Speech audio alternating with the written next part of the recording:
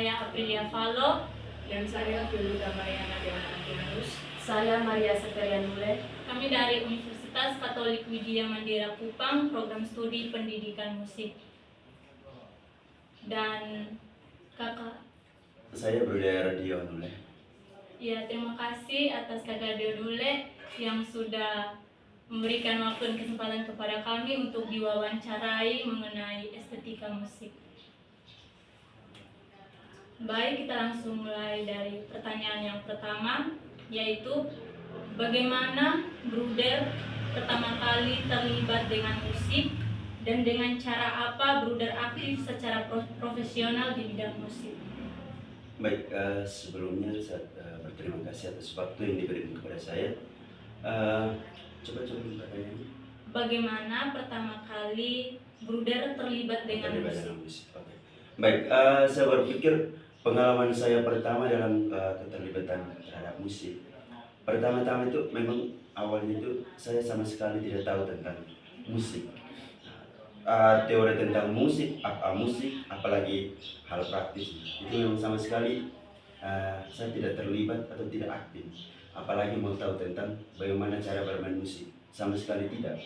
Dulunya itu kita kan tinggalnya di kampung, sehingga untuk melihat hal-hal tentang musik itu memang sama sekali jarang sekali, apalagi tentang keyboard, gitar sering, tapi untuk sentuh atau bermain itu memang sama sekali tidak. Dulu apalagi kita tidak memiliki barang itu. Jadi kalau misalkan untuk terlibat dalam musik begitu, saya berpikir awalnya itu memang tidak sama sekali. Tapi perlahan-lahan pengalaman musik itu berawal sejak saya berada dalam biara begitu. Jadi pengalaman ini berawal dari situ. Sebelumnya itu memang nol, itu sama sekali kita tidak punya pengalaman tentang hal itu. Nah, ketika berada dalam kehidupan membiara, di situ saya melihat macam setiap hari atau setiap kali saya melihat selalu ada teman-teman atau senior mereka itu selalu bermain musik. Jadi kita melihat itu sangat menarik. Nah, saya mulai merasa tertarik begitu. Nah, jadi mulai dari situ saya mulai punya inisiatif untuk belajar. Itu berawal dari olah vokal. Kita ada seorang pembimbing. Jadi saya merasa tertarik karena wah ini semacam menarik buat saya. Jadi mulai dari olah vokal. Setelah itu kita dilihat bahwa vokalnya bagus. Nah, kita mulai belajar not untuk turun ke stasi. Karena memang kalau misalkan kita dalam kehidupan membiara, ketika kita terjun ke umat, itu otomatis pasti diminta. Mau tahu atau tidak, itu umat pasti meminta hal itu. Jadi kita diajar tentang hal bagaimana cara mengolah vokal, cara belajar not begitu. Tapi notnya not angka begitu. Kita lebih fokus pada not angka karena menyangkut pada kor atau pada suara begitu. Jadi pada waktu itu saya merasa tertarik dan ingin terus. Dan setiap hari itu saya selalu olah vokal, buat not, buat rancang sendiri begitu. Nah, setelah itu saya melihat ada yang bermain gitar gitu. Wah, ini bagus gitu. Jadi kita mulai pukul-pukul, garuk-garuk gitu. Jadi petik-petik. Walaupun tidak sesempurna seperti yang orang lain yang main begitu, tapi paling tidak kita tahu dasarnya itu bagaimana. Jadi waktu itu memang saya merasa tertarik dan mulai pada gitar. Setelah itu tahu kunci dasar begitu. Setelah itu saya melihat waktu misa ada sudah mulai mengiringi saat misa, mengiringi pada suara kor begitu. Nah, kita merasa tertarik juga, wah ini bagus. Nah, jadi waktu itu kita dimotivasi kalau misalkan kita tahu ini dan kita ini, paling tidak nanti kita dibiaya apa sih. Jadi kita merasa ternyata kita tidak hanya menghibur diri juga, tapi ini semacam hasil salah satu usaha juga masa depan begitu. Sudah mulai belajar keyboard, belajar kunci-kunci dasar piano begitu. Nah, setelah itu saya melihat sudah mulai mengiringi begitu. Jadi kita diminta di setiap lingkungan atau di setiap stasi, kadang diminta di paroki lain. Jadi kita waktu itu awalnya memang seperti apa ya, kita takut tapi lama kelamaan kita semakin mahir begitu. Jadi itu pengalaman musik waktu di kehidupan biola. Nah setelah itu mulai maju, saya melihat wah, karena saya orangnya merasa seperti tidak puas untuk hanya tahu satu. Karena kita merasa saya harus maju, punya persaingan begitu, ada persaingan. Jadi bukan persaingan untuk menjatuhkan, tapi saya punya seorang pribadi yang tidak mau kalah gitu. Jadi bukan gengsi atau bukan egois, tapi memang seorang pribadi yang tidak mau kalah. Artinya saya melihat dia, artinya saya tidak boleh melewati dia, tapi minimal saya harus seperti dia. Begitu. Artinya dia pegang biola, saya juga harus pegang biola. Dia tahu nyanyi, saya harus tahu nyanyi. Itu prinsip. Nah, jadi setelah itu mulai maju ke biola. Jadi biola itu memang waktu itu kita hanya banyak orang selalu kepo, merasa ingin tahu tentang biola itu seperti apa. Dan sampai sekarang ada yang masih merasa heran tentang alat yang namanya biola seperti apa. Ini menurut pengalaman saya yang saya rasakan, yang saya alami gitu. Saya mulai maju ke biola, pokoknya setelah itu dan tahu. Nah, setelah melatih tahu dan bisa dipercaya, diminta untuk bisa mengirim chord begitu, kolaborasi begitu. Jadi itu pengalaman saya tentang musik begitu. Baik, terima kasih kakak. Kira-kira dengan cara apa kakak aktif dalam bidang yang sudah kakak jalankan seperti gitar atau biola yang sudah tekun kakak pelajari? Jadi seperti yang awal itu memang saya tidak ada yang diajar, saya tidak diajar. Kalau menyangkut not apa kita dibidik, tetapi menyangkut alat musik itu dibidik, saya membidik secara privat. Jadi biasa orang bilang ini alam begitu. Jadi tidak ada yang ngajar, saya selalu mencari tahu sendiri begitu, mencari pencarian sendiri. Jadi itu karena memang seorangnya ada yang bilang lihat di YouTube, saya orangnya tidak suka tiru-tiru begitu. Artinya saya punya usaha sendiri supaya saya merasakan sulitnya di mana, mudahnya di mana. Baik, lanjut pertanyaan yang kedua. Harapan apa yang kakak miliki terhadap pengalaman dengan musik? Baik. Saya punya harapan salah satu itu yang paling penting adalah semoga musik menjadi kebahagiaan buat saya. Musik menjadi kebahagiaan. Karena memang sesuai pengalaman saya tuh kalau misalkan merasa cemas atau merasa ada halangan tertentu, saya selalu masuk ke kapela, bermain keyboard. Itu pokoknya biar mengiringi untuk mengobati yang luka itu dengan musik instrumen begitu, atau bermain biola atau kadang nyanyi sendiri. Jadi itu harapan, semoga musik menjadi kebahagiaan. Dan yang kedua itu semoga musik bisa membantu saya untuk menghubungkan kehidupan saya, menghubungkan kebahagiaan saya itu dengan orang lain. Karena memang musik itu salah satu kunci kebahagiaan begitu. Jadi bisa mempersatukan, menghubungkan macam bagaimana semacam kehidupan kita itu memang awalnya kesendirian. Dengan adanya musik bisa menarik orang. Ya, jadi itu kuncinya itu musik itu bisa dengan mudah menarik orang untuk selalu membangun kolaborasi itu dalam kehidupan sosial, itu yang paling penting itu. Terima kasih. Pertanyaan ketiga, yang membuat Bruder suka dalam musik sampai menganggap bahwa musik itu indah? Baik, jadi yang membuat saya merasakan bahwa musik itu indah, itu pertama-tama itu dalam perasaan saya dan pendengaran saya.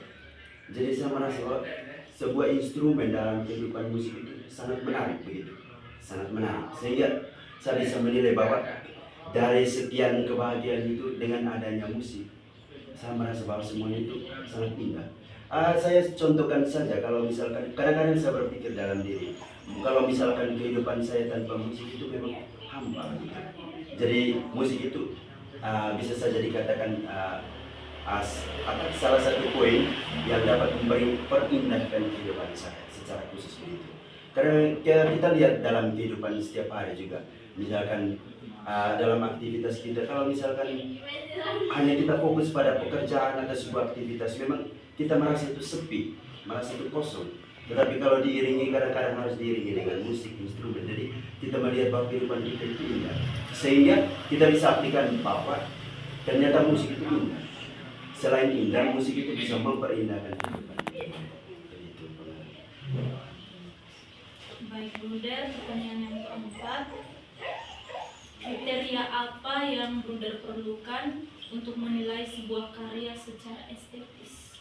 Baik, jadi bagi saya itu kalau misalkan untuk menilai musik, kriteria untuk menilai musik secara estetis itu yang pertama itu perasaan, itu dalam konteks praktis atau dalam pengertian. Yang pertama itu perasaan, yang kedua itu pendengaran, Nah, itu saya pikir beberapa poin yang saya alami dan yang perlu diterapkan, Jadi yang pertama itu perasaan. Dengan perasaan kita bisa merasakan bahwa seperti yang pertanyaan sebelumnya, kita bisa menilai bahwa musik itu indah. Dan dengan pendengaran kita bisa mendengar instrumen. Setelah kita mendengar, kita merasakan bahwa ternyata itu menarik begitu. Jadi dengan perasaan saya bisa menilai bahwa musik itu indah. Tapi dengan pendengaran saya bisa melihat bahwa musik itu menarik begitu. Itu. Pertanyaan yang kelima, apakah ada sesuatu yang tidak kakak sukai atau tidak terlalu kakak sukai dalam musik? Kalau di dalam musik, saya berpikir bahwa semuanya itu, apalagi kita sudah dalam perasaan kita, penilaian kita menilai bahwa musik itu indah. Jadi bagi saya itu tidak ada sesuatu yang tidak saya sukai. Artinya semuanya itu disukai, tetapi pasti ada batas. Artinya dalam batasan itu mungkin ada yang memang kita suka, tapi kita tidak sampai di situ. Artinya kita mungkin tidak punya kemampuan sampai di situ. Tapi menarik buat saya. Dengan poin bagaimana cara kita menyukai atau tidak. Nah, di situ saya bisa menilai bahwa pada umumnya musik itu saya suka. Instrumen apa segala macam yang menyangkut musik. Karena memang saya itu, bagi saya punya pribadi itu semacam punya apa ya, sudah punya kaitan, sudah punya ikatan dengan musik itu. Walaupun saya bukan orang musik, tapi punya ikatan batin dengan musik itu. Jadi kita melihat bahwa semuanya itu kita sukai gitu. Ya. Terima kasih. Bisakah Bruder menjelaskan apa yang musik lakukan terhadap Bruder pada tingkat emosional ketika Bruder emosi, apa ada musik yang bisa membuat emosi itu bisa ada? Baik.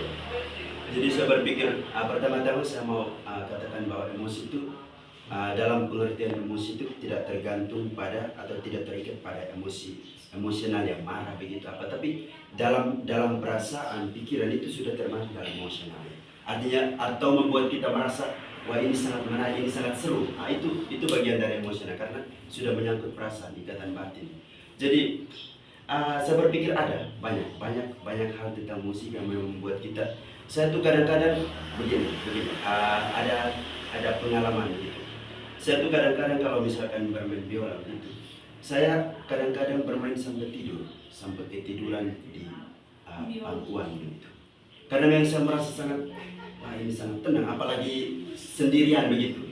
Jadi itu muncul rasa emosional yang menyangkut perasaan ketenangan begitu. Jadi saya merasa dalam instrumen biola itu memang kadang-kadang buat saya sampai tidur yang memang tidak bangun kembali sampai biola jatuh pernah. Nah, itu di dalam kamar sendiri. Jadi itu memang membuat saya itu merasa tidak terlepas lagi.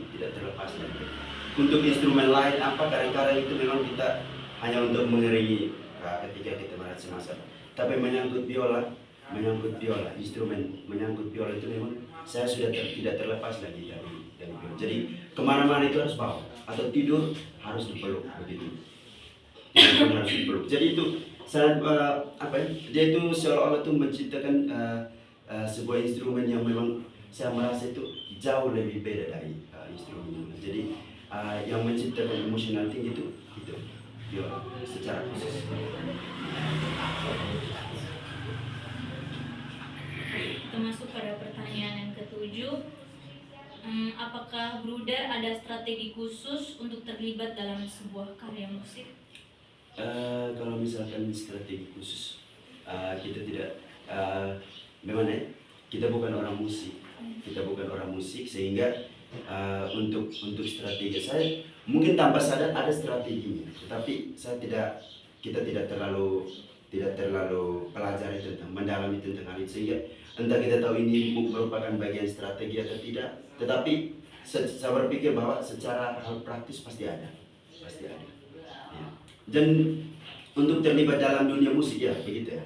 Jadi saya terkadang itu sendiri menawarkan diri gitu, menawarkan diri untuk terlibat begitu.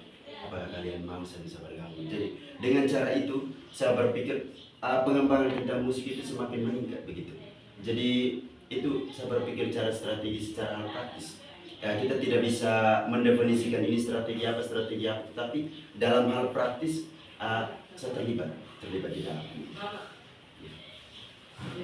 Baik, pertanyaan yang ke-8. Apa yang dimaksud dengan kata memahami jika kita berbicara dalam konteks mengalami musik? Begitu. Bagaimana coba bisa ulang pertanyaan?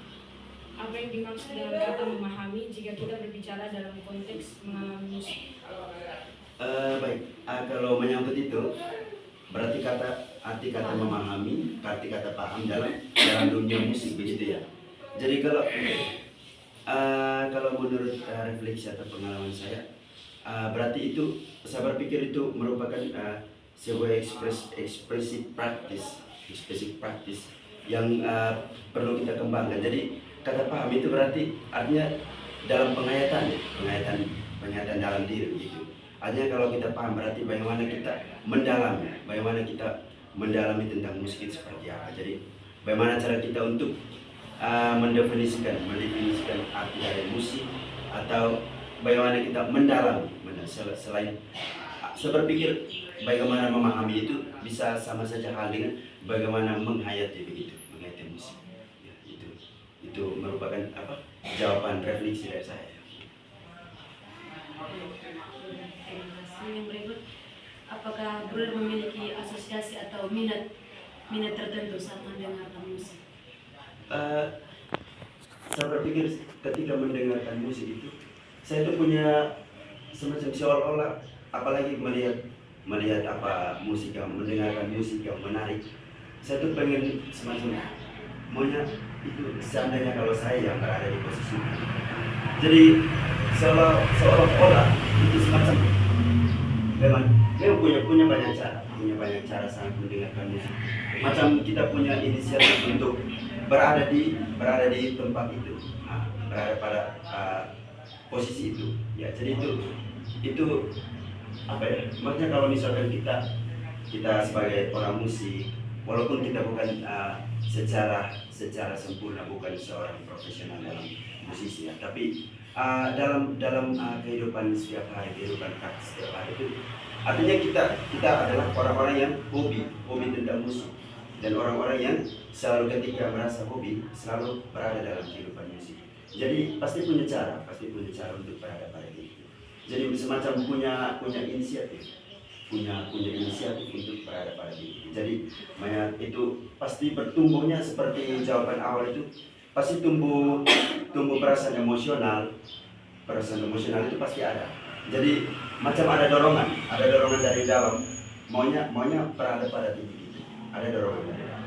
Jadi setelah ada dorongan, kita punya inisiatif untuk berada pada titik itu.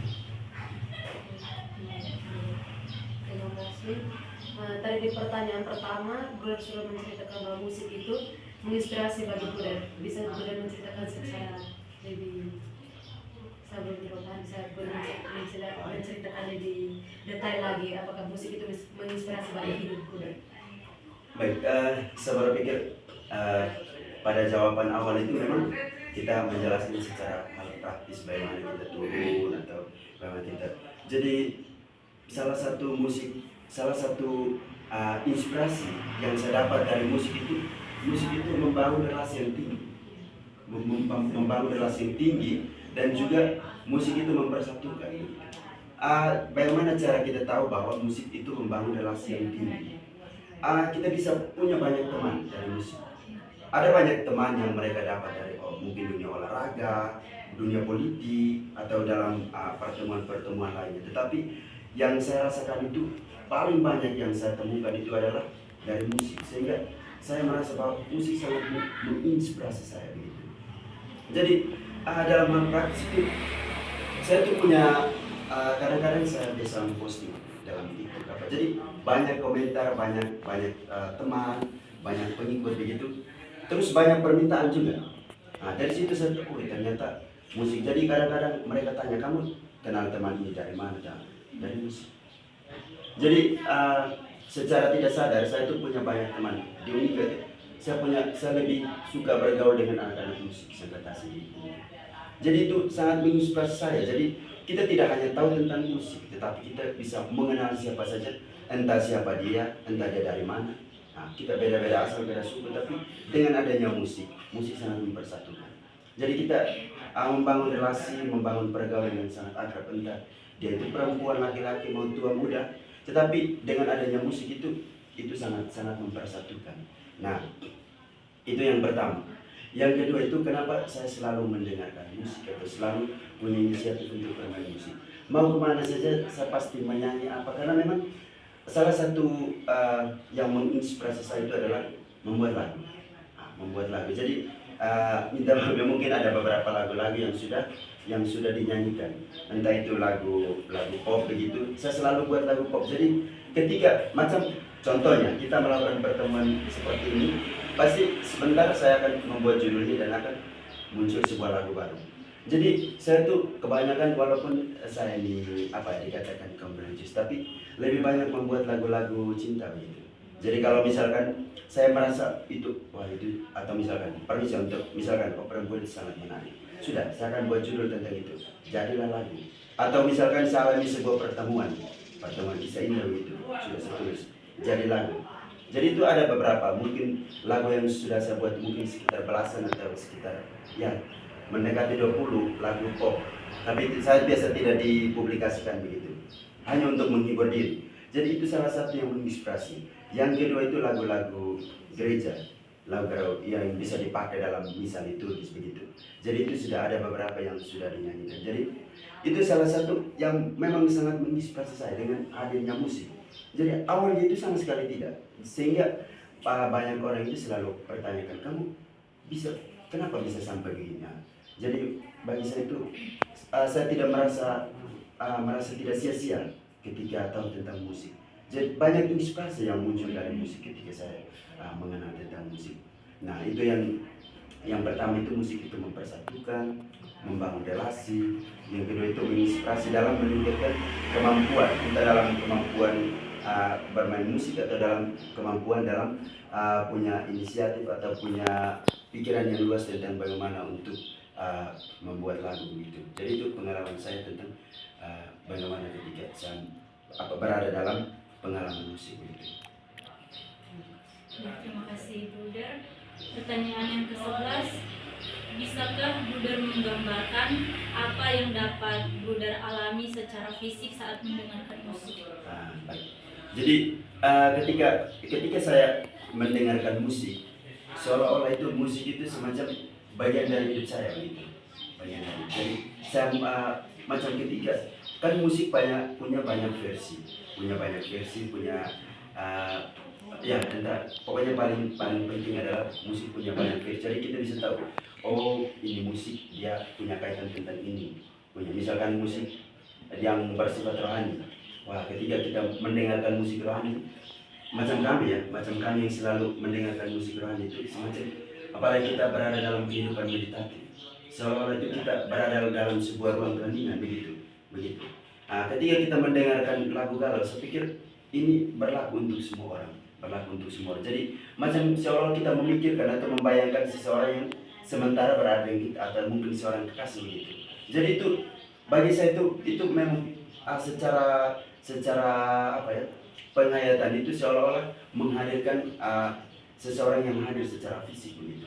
Jadi kita bisa punya bayangan menuju ke sana begitu.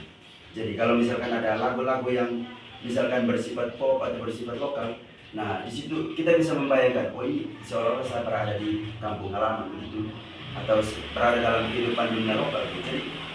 Jadi saya berpikir untuk mengetahui sampai di situ, saya tuh selalu membayangkan tentang hubungan musik atau peran musik itu berada di titik apa, titik rohaninya atau titik galaunya begitu, atau kehidupan sosial, kehidupan lokal gitu. Jadi itu yang saya rasakan. Baik, terima kasih. Pertanyaan ke-12. Di mana Kakak melihat perbedaan utama dalam pengalaman estetika musik klasik kontemporer dibandingkan musik klasik? Perbedaan klasik dan musik kontemporer.